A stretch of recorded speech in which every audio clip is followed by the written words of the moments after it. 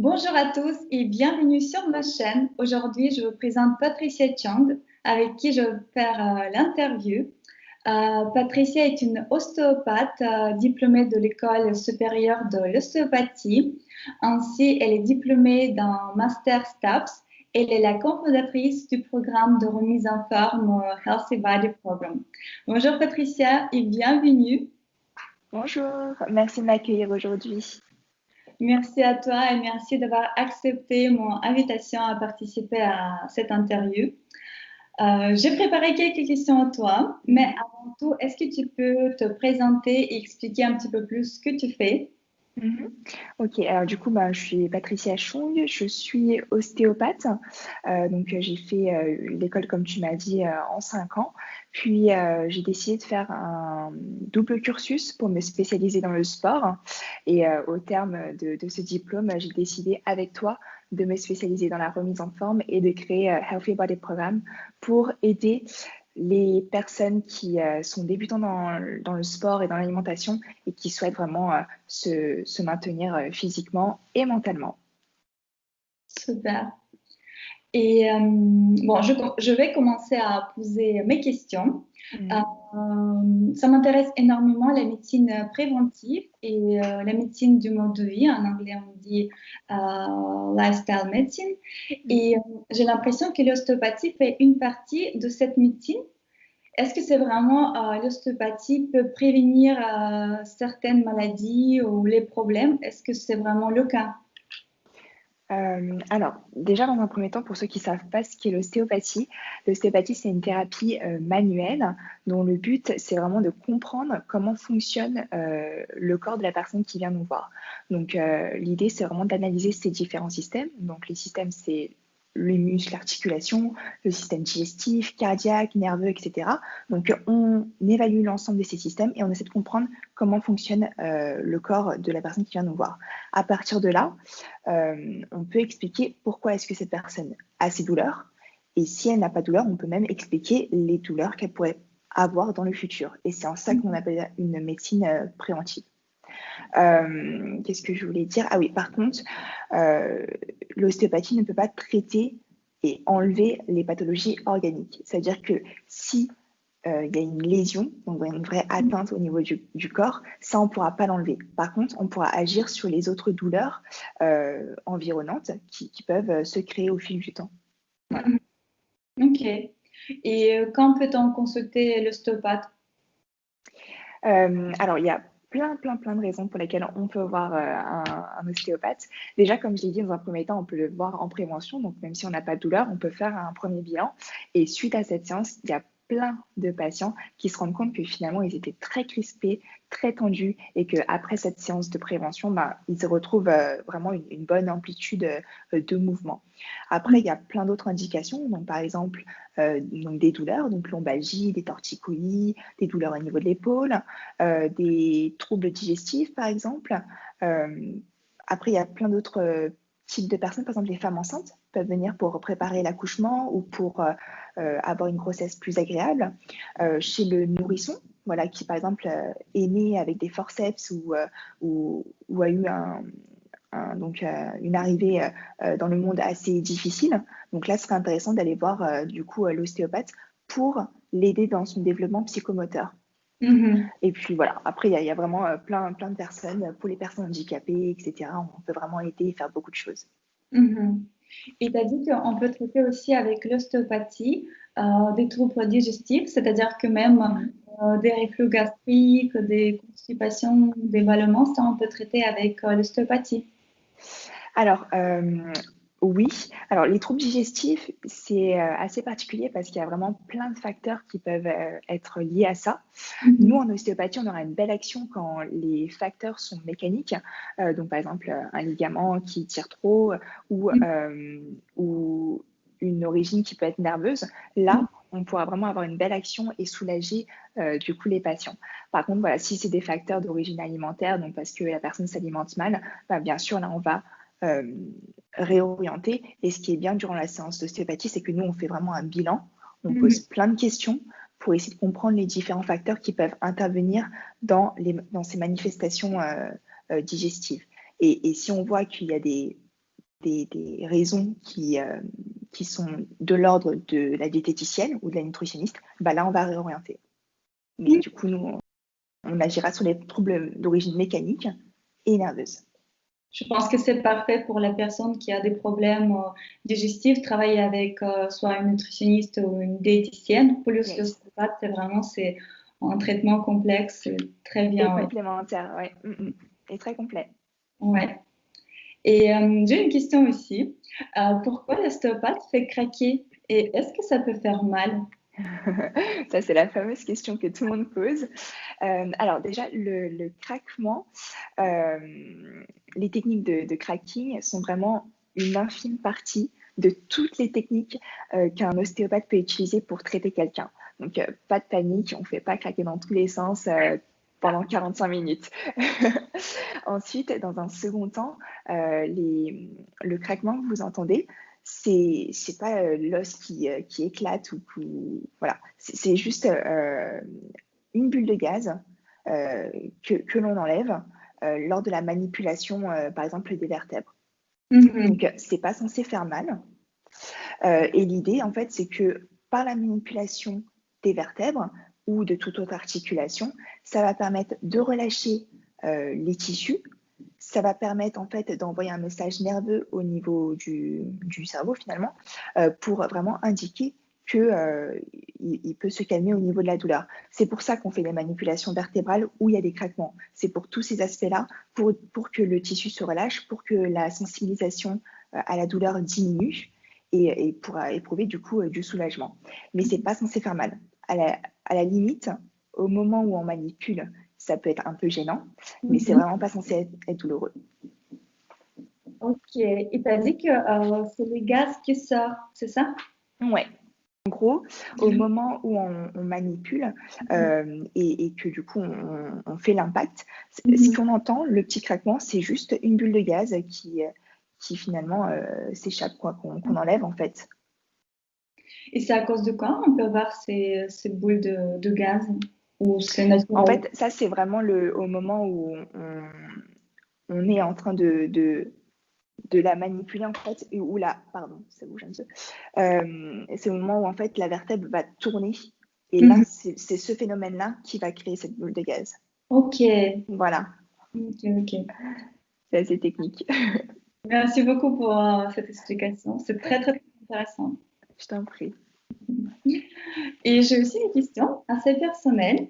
Vu que j'ai fait mon appareil dentaire pendant 3 ans et là, je viens d'enlever et j'ai l'impression que mes dents sont très serrées et ma bouche aussi, j'ai l'impression que c'est bloqué. Est-ce que l'ostéopathie peut traiter ce problème ou ça n'a rien à voir? Alors, déjà, ce qu'il faut savoir, c'est que les dents font partie de ce qu'on appelle de posture. Donc, les dents vont pouvoir avoir un impact sur la façon dont tu positionnes ta tête et le reste de ton corps. Quand tu poses un appareil, tu forces en fait tes dents à se repositionner et ça peut exercer des tensions et des pressions au niveau du maxillaire et au niveau de la mandibule jusqu'à ton articulation à ce niveau-là. Donc ça, peut-être que ça a même pu te créer des douleurs au niveau du cou durant le port de ton appareil. Quand tu enlèves ton appareil, finalement, encore une fois, ça envoie des informations et là encore, tu dois t'adapter à ça. C'est possible que actuellement ton corps ait un peu du mal à faire justement ces adaptations. Et là, en effet, en ostéopathie, on a beaucoup de techniques, que ce soit sur la sphère buccale ou tout le reste, pour t'aider à soulager ces douleurs. Donc, clairement, ça peut être intéressant de consulter, oui. Il faut que je te consulte. Ok, super. Merci beaucoup pour ce que tu m'as dit. Franchement, c'est très, très, très important de savoir aussi que ce problème, on peut traiter avec l'ostéopathe. Ouais, il y a vraiment beaucoup d'indications finalement. Et le mieux finalement, c'est de passer un coup de fil, de demander si est-ce que l'ostéopathe peut faire quelque chose. Est-ce qu'on peut consulter aussi l'ostéopathe quand on se sent stressé, angoissé et surtout en ce moment qui est pour nous inédit et délicat, on va dire. Est-ce qu'on peut consulter l'ostéopathe? Est-ce que l'ostéopathe peut nous aider? Ou on est obligé d'aller directement chez un psychologue ou peut-être un autre ou une autre spécialiste? Euh, alors oui, ça peut être intéressant de consulter un ostéopathe pour le stress et l'anxiété. Comme tu l'as dit, ben voilà, surtout en ce moment avec tout ce qui se passe aujourd'hui, ça peut être totalement intéressant. Après, n'importe quelle thérapie manuelle, même là, je pense fortement à la sophrologie par exemple, peut aider à soulager cet état de stress et d'anxiété. Donc, sophrologie, yoga, acupuncture, voilà, toutes ces thérapies complémentaires. Mais je dirais que si c'est du stress et de l'anxiété qui commence en fait à générer des tensions musculaires ou finalement vous commencez à sentir des douleurs physiques à cause de ça, ça peut être intéressant. Par contre, si c'est du stress et de l'anxiété qui sont issus d'un schéma psychologique un peu plus complexe parce que finalement vous avez des antécédents et des choses qui vous sont arrivées et que vous avez du mal à le gérer, dans ce cas-là, je pense qu'il serait beaucoup plus intéressant d'aller voir directement un psychologue ou un psychiatre. Voilà. Je pense que c'est comme ça qu'il faut voir les choses. Ok, merci beaucoup. J'ai une autre question. En France, nous avons des ostéopathes et kinésithérapeutes. Et parfois, j'ai déjà entendu que les gens, ils ne savent pas la différence entre l'ostéopathe et le kiné. Est-ce que tu peux nous expliquer un petit peu plus la différence entre les deux? Et est-ce qu'on peut être les deux en même temps ou c'est pas possible? Alors c'est vrai qu'il y a beaucoup de personnes qui confondent un peu ce qu'est un kinésithérapeute et un ostéopathe. Il y a pas mal de différences. Déjà, la première différence, elle est administrative. L'ostéopathie, c'est une thérapie de première intention. Donc, on peut vraiment aller consulter de nous-mêmes sans passer par le médecin généraliste. À la différence du kinésithérapeute, où pour le consulter, il faut que vous passiez par un médecin pour qu'il vous prescrive en fait une ordonnance. Donc ça, c'est déjà la première différence. La deuxième différence, c'est que du coup, en ostéopathie, on n'est pas remboursé par la sécurité sociale. Vous serez remboursé si vous avez une mutuelle, donc une complémentaire santé privée, qui du coup prend en charge les ostéopathes. Mais ça, encore une fois, il va falloir vous tourner vers eux parce que ce n'est pas toutes les mutuelles et c'est des remboursements qui peuvent être différents. Par exemple, il y a des personnes qui sont remboursées 50 euros 2 fois et d'autres 65 4 fois. C'est vraiment différent. Il faut que vous vous tourniez vers votre mutuelle. Dans la kiné, vous avez un remboursement qui est quasi complet. Donc, c'est déjà ça la grosse différence. Après, c'est aussi notre façon de pratiquer et de penser. Nous, en ostéopathie, on ne fonctionne qu'avec nos mains. On va tout faire de A à Z avec nos mains et avec notre palpation. Dans la kinésithérapie, c'est possible que la personne, encore une fois, c'est très différent en fonction des kinésithérapeutes. Il y a des personnes qui travaillent qu'avec des haltères, des exercices au poids du corps et des Swiss balls, les gros ballons. Et il y a d'autres qui travaillent avec des machines, comme dans une salle de sport, avec des électrodes, il y a vraiment tout un tas de techniques et de machines qu'ils peuvent utiliser et que nous n'aurons pas en tant qu'ostéopathes. Après, sur les raisons d'aller consulter l'un ou l'autre, déjà, par exemple, dans tout ce qui est rééducation, c'est-à-dire que, par exemple, vous vous êtes fait opérer, vous avez fait une fracture, une chute assez sévère qui a fait que finalement, vous avez perdu en masse musculaire. Là, ça va être kinésithérapie pour justement rééduquer le muscle. Nous, en ostéopathie, on n'a pas ça parce qu'il faut plusieurs séances sur plusieurs semaines pour récupérer la même force au niveau du muscle et pour récupérer un mouvement qui soit totalement physiologique. Nous, en ostéopathie, si vous vous êtes blessé ou si vous avez une chirurgie, etc., on va travailler sur les douleurs que vous pouvez être amené à ressentir suite à ces opérations ou ces antécédents. Autre chose, sur les pathologies organiques, encore une fois, nous en ostéopathie, ce qu'on va faire, c'est par exemple, je ne sais pas, vous avez une pathologie et ça vous crée des douleurs musculaires. Ça, on va pouvoir travailler dessus. Par contre, sur vraiment l'atteinte organique en elle-même, ça va être très compliqué. Alors que par exemple, un kinésithérapeute, il peut très bien prendre en charge un nourrisson qui a une bronchiolite, par exemple. Voilà, c'est assez différent. Par contre, c'est totalement deux thérapies qui sont complémentaires et qui peuvent être associées. J'ai l'exemple, par exemple, d'une patiente que je vois. On lui a posé une prothèse de genou. Elle voit son kiné parce qu'elle a besoin de faire sa rééducation suite à cette pose de prothèse. Et moi, je vois cette personne parce que du coup, suite à cette pose de prothèse, elle a d'énormes douleurs au niveau du dos, d'énormes douleurs au niveau du cou. Et est-ce qu'aussi on peut être les deux en même temps ou c'est pas possible de faire Oui, justement, c'est ce que je disais justement avec cette patiente que je vois. Elle associe clairement kiné et ostéo, mais on fonctionne de façon assez complémentaire parce que la kiné, du coup, comme j'ai dit, elle travaille sur la rééducation suite à la pose de prothèse de genou. Et moi, je vais travailler sur les douleurs qu'elle ressent suite à cette prothèse au niveau du dos, au niveau du cou, enfin voilà, sur tout le reste, quoi. Ok. Et je veux dire que une spécialiste, elle peut être aussi en même temps et le kiné, l'ostéopathe. Ou non, c'est vraiment, il faut faire deux écoles différentes et c'est pas possible ou est-ce qu'on peut associer aussi? Ouais, alors en fait, ça aussi, c'est une différence sur la formation. Donc moi, j'ai fait une formation de 5 ans pour être ostéopathe et je suis ce qu'on appelle une ostéopathe exclusive. Donc je fais que ça.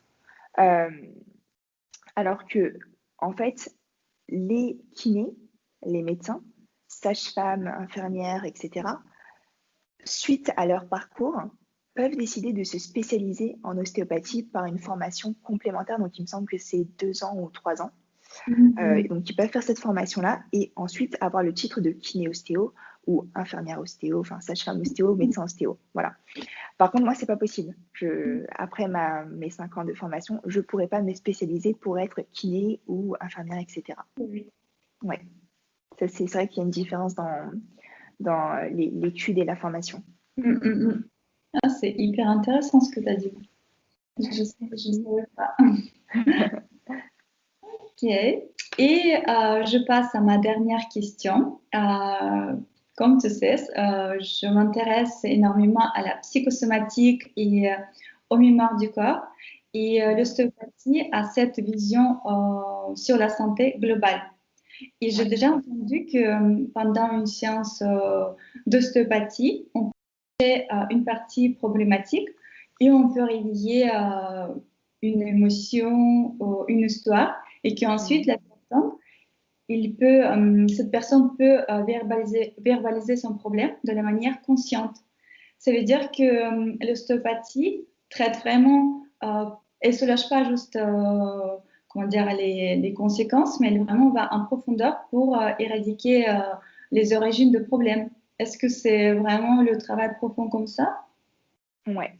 Alors clairement, en ostéopathie, de toute manière, l'idée, c'est vraiment de trouver l'origine. On ne va jamais se focaliser sur là où vous avez mal. C'est pour ça que j'ai dit qu'on fait vraiment un scan complet de l'ensemble du corps. À chaque fois qu'on traite en ostéopathie, on a une action sur les 3 piliers que sont le système nerveux, la psyché, donc la partie assez psychique du corps, et le système nerveux, le système musculo-squelettique. Chose chez le patient ou la patiente. Et du coup, elle peut être amenée à verbaliser une histoire ou même quelquefois son problème.